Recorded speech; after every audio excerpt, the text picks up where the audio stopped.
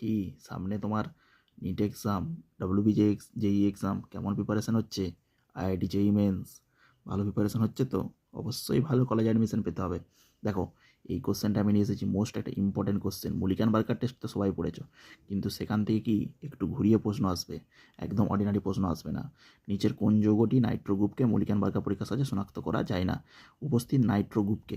তাহলে মুলিকান Barker টেস্টকে, মুলিকান Barker টেস্টে আমাদের NO2 গ্রুপ আমাদের পার্টিসিপেট করে। কি বললাম?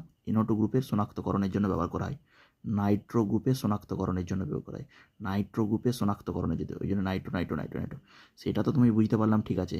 কিন্তু এতে আমরা ফাইনাল প্রোডাক্ট কী পাই জানো? নাইট্রোসোম ইঞ্জিন, এই পিএইচ এই NO পাই, NO2 জায়গায় NO পাই, NO নাইট্রোসো। সেই জন্য এই সবাই দিবে, কিন্তু যদি কোনো নাইট্রো গ্রুপের সাথে অ্যালডিহাইড গ্রুপ থাকে সেইটা আমাদের কেটে যায়, সেইটা শুধুমাত্র দেয় না। নাইট্রো গ্রুপের সাথে যদি কোনো অ্যালডিহাইড গ্রুপ থাকে সেইটা আমাদের কেটে যায়।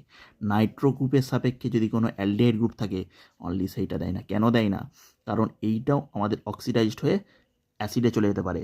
কারণ এখানে মুলিকান বার্কার টেস্টে আমাদের সিলভারের পদক্ষেপ পায়, মানে টলেন্স রিয়েজেন্ট ইউজ হয়।